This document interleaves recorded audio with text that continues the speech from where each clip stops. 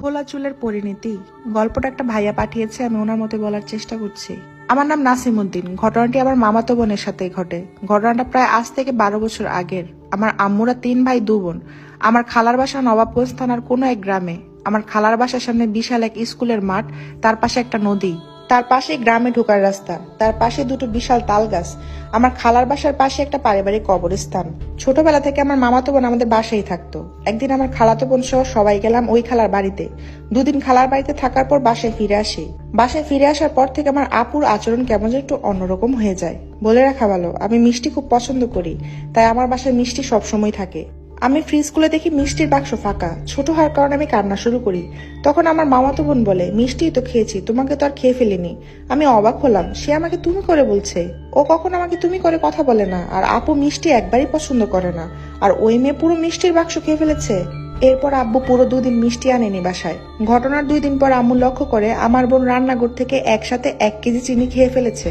আম্মু এটা দেখে ভয় পেয়ে যায়। আপু রাতে ঘুমানোর পর আমাদের এসব কিছু বলে। আমার মামাতো বোন এবং আমার বোন আলাদা রুমে থাকতো। আমি আমার বোনকে ছোট আপু আর মামাতো বোনকে বড় আপু বলে ডাকতাম। সেদিন রাতে বড় আপু হঠাৎ চিৎকার দিয়ে ওঠে। বড় আপুর চিৎকার শুনে আমরা সবাই তার রুমে যাই। রুমে গিয়ে যা দেখি রীতির মতো অবাক হয়ে যায়। দেখি বড় আপু তার নিজের হাত কামড়ে রক্ত বের করে ফেলেছে, আর সেই রক্ত তিনি নিজেই খাচ্ছেন। এই ঘটনা দেখে আমার আব্বু তাকে আটকানোর চেষ্টা করে, কিন্তু অবাক করা বিষয়, আব্বু বড় আপুর বাম হাত থেকে মুখটা কিছুতেই সরাতে পারছিল না। বড় আপু তার ডান হাত দিয়ে আপুকে আটকাচ্ছিল। আমরা সবাই বুঝতে পারি এটা অন্য কিছুর কাজ, তাই আব্বু পাশের মসজিদ থেকে হুজুরকে ডেকে নিয়ে আসেন। তিনি বড় আপুর শরীরে জিন বর করান। তিনি সালাম দিয়ে জানতে চান, কি চান আপনি, কেন ছোট মেয়েটাকে কষ্ট দিচ্ছেন। উত্তরে ভারী কণ্ঠে বড় আপু বলে, আমি মিষ্টি খাবো। হুজুর আবার জিজ্ঞেস করে, কেন ভর করেছেন, থাকেন কই আপনি।